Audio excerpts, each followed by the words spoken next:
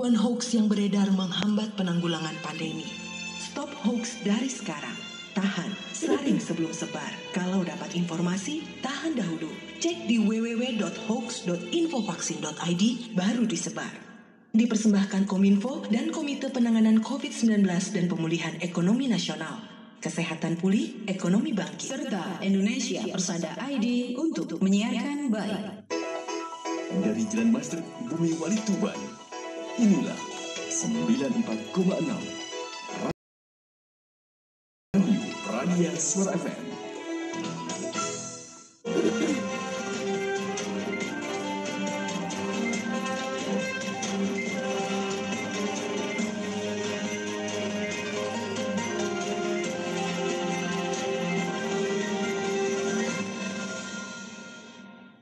Assalamualaikum warahmatullahi wabarakatuh. Selamat pagi pendengar 94,6 Radio Pradia Suara FM. Inilah radio Anda. Komunikasi lancar, informasi benar. Kembali program Info Pagi hadir di ruang dengar Anda untuk edisi Minggu 1 Agustus 2021 bersama saya Yulia. Sejumlah informasi telah disiapkan oleh tim redaksi kami untuk menemani pagi Anda selama 1 jam ke depan, dan berikut informasi selengkapnya. Hari ketiga peninjauan penyaluran bantuan sosial, Bupati Tuban Aditya Halindra Fariski mengunjungi rumah keluarga penerima manfaat atau KPM di Kecamatan Rengel, Sabtu 31 Juli 2021. Dalam kesempatan kali ini, Mas Bupati meminta agar kepala desa ikut terlibat penuh dalam proses validasi data dari penerima bantuan sosial. Hal ini penting sebab validasi data memiliki peranan penting dalam penyaluran bantuan sosial agar tepat sasaran. Menurutnya, kepala desa merupakan orang yang paling memahami kondisi warganya. Untuk itu, Mas Bupati berharap kepala desa ikut mengawal penuh proses validasi data agar warga yang memang pantas dan berhak menerima bansos tidak terlewati. Di kesempatan tersebut, Mas Bupati juga mengapresiasi Kepala Desa Menilo, Kecamatan Soko, yang proaktif mengakomodir keluhan warga terkait penyaluran bantuan sosial di wilayahnya. Selain itu, Mas Bupati juga berharap agar warga yang merasa telah mampu atau mandiri untuk rela melepas bantuan yang diperoleh.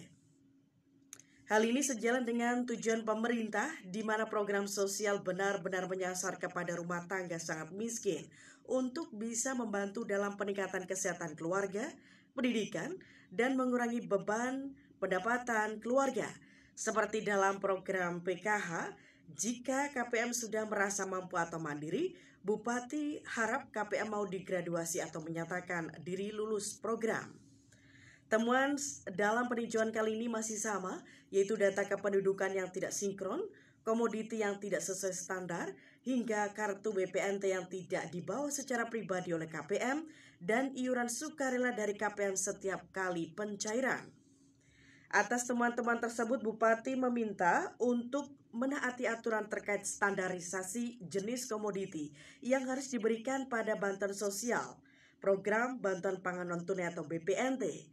Seperti diketahui, jenis bantuan pangan harus memenuhi 4 syarat, yaitu kandungan karbohidrat dari beras, protein hewani dari telur, protein nabati bisa dengan tempe atau tahu, vitamin dan mineral bisa dengan sayuran dan lainnya. Akan tetapi, Mas Bupati menemukan agen yang mengganti jenis pangan sumber vitamin dan mineral tidak sesuai aturan. Meskipun sesuai permintaan KPM, hal tersebut tidak boleh dibenarkan. Mas Lindra juga meminta pendamping dan agen secara berkala menggelar pertemuan bersama KPM untuk membahas komoditi yang diinginkan KPM yang juga harus sesuai aturan.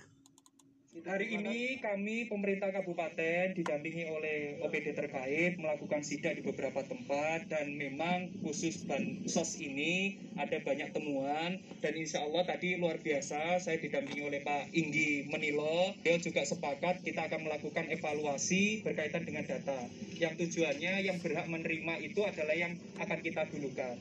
Bagi yang sudah grafiknya sudah sejahtera, ya ini akan kita evaluasi untuk tidak menerima bantuan sosial ini, dan semoga masyarakat benar-benar bisa menyadari dirinya sendiri kemampuannya sampai seperti apa, sehingga bansos ini bisa lebih tepat sasaran. Ini sekali lagi nanti mau saya cek dulu kalau memang itu benar-benar dari pihak perangkat desa yang terlibat, karena aturan yang saya lihat dari agen itu tidak boleh dari perangkat desa. Nanti kalau memang itu kita akan ngambil tindak tegas untuk hal tersebut ya. Harus. Jadi kartu KPM itu harus dipegang oleh penerimanya. Tidak boleh dikumpulkan di satu titik, itu sudah jelas aturannya. Yang melakukan transaksi juga yang penerimanya. Jadi kalau ada temuan berkaitan kartu dikumpulkan di satu titik, itu sudah nggak benar. Itu harus kita. Mas Bupati menegaskan semua temuan akan ditindaklanjuti. Sidak serupa juga akan terus dilakukan menyeluruh ke semua kecamatan. Tujuannya untuk memastikan penyaluran bantuan sosial tepat sasaran. Sementara itu, di sela-sela peninjauan bantuan sosial ke rumah-rumah KPM, Bupati Tuban Aditya Lindra Fariski juga meninjau jembatan Simo Glendang yang terletak di Desa Simo, Kecamatan Soko, Sabtu 31 Juli 2021. Dalam kesempatan tersebut, Mas Bupati memastikan jembatan yang menghubungkan antara Kabupaten Tuban dengan Kabupaten Bojonegoro ini akan diperbaiki tahun ini dengan anggaran 5 hingga 6,5 miliar rupiah. Mas Lindra menjelaskan saat ini progres masih dalam proses perubahan anggaran. Jika tidak ada halangan, Agustus masuk pada penetapan anggaran sehingga September bisa mulai dikerjakan. Diharapkan akhir tahun 2021 perbaikan selesai sehingga bisa dimanfaatkan masyarakat kembali. Jembatan Glendeng ya, Soko Glendeng ya, benar ya. Jembatan Soko Glendeng insya Allah di 2021 akan saya bangun. Ya. Kalau di tahun ini? Di tahun ini saya bangun. Ya. Dari tahun ini saya bangun anggarannya sekitar 5 sampai 6,5 miliar. Kepastian bulan berapa Pak? Ini sekarang masih proses perubahan anggaran di tahun 2021. Insya Allah kalau berjalan bagus di bulan Agustus itu sudah penetapan maksimal bulan awal September dan itu sudah lelang akhirnya bisa dikerjakan. Pokoknya insya Allah akhir tahun moga-moga itu sudah bisa dimanfaatkan oleh masyarakat. Tadi dari teman-teman Polsek sudah menyampaikan ke saya, nanti sekali lagi kita akan melihat dengan seksama kenapa itu ada getaran ya yang menyebabkan rumah penduduk itu kena terdampak retak itu ya. Nanti akan kita uji kita lihat lah ya. Seperti diketahui, jembatan Simo Glendeng sejak November tahun lalu mengalami kerusakan dan terus abrasi. Sebagai jembatan penghubung antara dua kabupaten, jembatan ini menjadi salah satu nadi perekonomian masyarakat setempat. Akibat kerusakan tersebut, jembatan hanya dibuka untuk pejalan kaki dan pemotor saja. Adapun untuk kendaraan roda 4 dan kendaraan berat dialihkan ke Jalan Poncol, Paringan.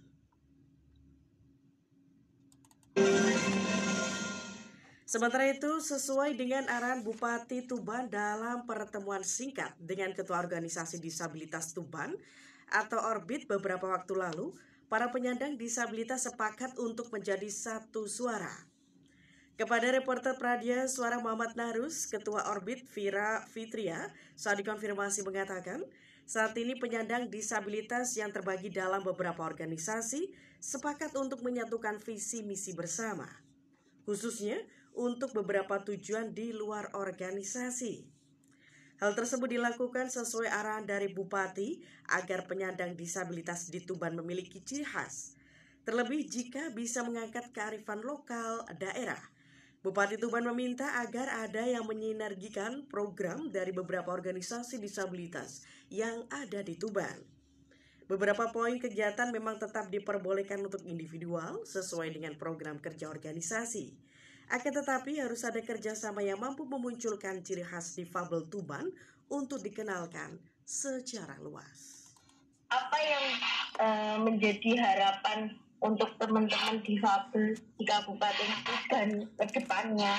Harapan beliau, kita misalnya ada program untuk difabel, khususnya di Kabupaten Tuban misalnya. Harapan beliau yang arahan ataupun tujuan beliau adalah satu, saling bersinergi dan bekerja sama. Artinya tidak lagi sekat-sekat dalam organisasi. Oke lah kalau misalnya itu terkait dengan program, visi misi ataupun tupoksi, mungkin itu memang sesuai dengan organisasinya masing-masing. Tapi ketika kita sudah bicara tentang tentang planning, tentang program, menginginkan kita untuk bersatu kerjasama agar disabilitas Tuban ini punya ciri khas. Pembahasan Raperda disabilitas rencananya akan segera diproses tahun ini dan tinggal menunggu kabar baik dari pemerintah daerah. Guna memastikan hal tersebut, para penyandang disabilitas di Tuban akan kembali mengadakan komunikasi dengan pihak legislatif. Namun, hal tersebut masih belum bisa dilakukan karena adanya pemberlakuan pembatasan kegiatan masyarakat atau PPKM level 4 yang masih berlangsung.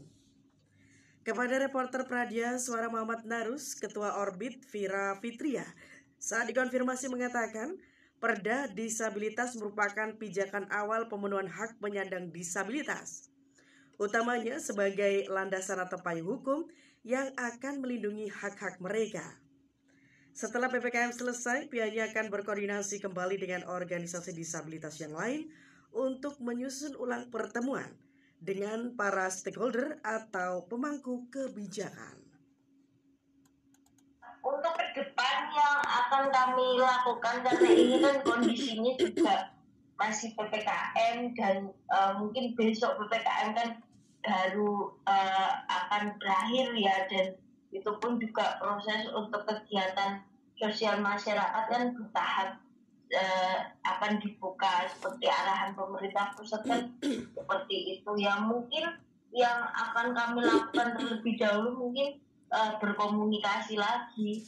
Kalau itu kaitannya dengan Raperda ya kami akan mungkin berkomunikasi dengan pihak-pihak legislatif sampai gimana sih.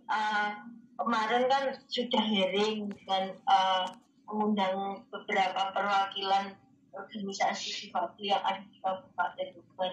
Lalu setelah hearing itu kami kan juga menyampaikan beberapa masukan terkait dengan isi atau pasal dari Perda tersebut, apakah itu sudah menjadi referensi atau bahan pertimbangan. Di sisi lain, Bupati Tuban Aditya Halindra Fariski menyatakan jika ada kesalahpahaman soal pemangkasan anggaran olahraga di KONI Tuban.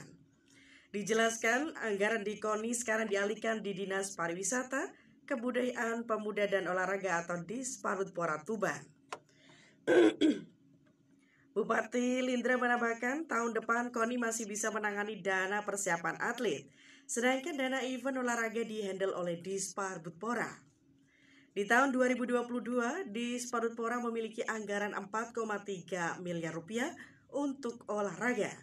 Dengan rincian, koordinasi sinkronisasi penyedia Sarpras 750 juta rupiah, pemberian penghargaan 150 juta rupiah, pembinaan atlet berprestasi 70 juta rupiah, dan pemanfaatan olahraga tradisional 80 juta rupiah.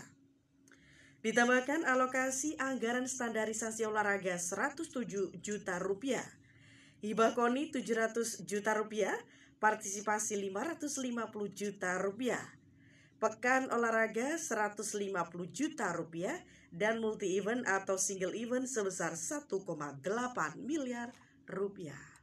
Itu salah paham, nggak ada kita kepres-kepres, semua tetap kita fokus juga kepada olahraga, budaya, seni, itu semuanya kita sudah indikan. Cuma kemarin dipakai di KONI, terus kita pakai di Dinas Parbudpora. Ininya itu. Ya enggak, semuanya kita bagi. Ada yang ditangani oleh KONI dari sisi untuk persiapan atlet-atletnya, dari kita dari sisi event-eventnya. Sampai 1 M ya sekarang ditanya. Di KONI tidak sampai 1 M. Untuk di 2022, kalau nggak salah sekitar 700. Ya. Tapi untuk di Parbudpora anggaran kita hampir 1 sampai 2 miliar ke atas. Nggak ada alasan apa-apa. Intinya sama saja. Kita niatnya sama kok. KONI dengan Disparudpora sama-sama tujuannya untuk meningkatkan olahraga, budaya, seni, tradisional semuanya kita. Sekretaris Umum KONI Kabupaten Tuban, Zainal Maftuhin, berpesan kepada seluruh atlet di wilayah setempat untuk tetap disiplin berlatih sesuai arahan pelatih dari masing-masing cabur. Disampaikan seluruh atlet di Pelatnas, Pusatda Jatim maupun di Puslatkap ataupun yang berlatih di masing-masing cabang olahraga agar tetap serius dan semangat berlatih meski di tengah situasi pandemi. Pelatihan bisa dilakukan dengan menyesuaikan model latihan masing-masing cabur, baik secara virtual ataupun model lainnya.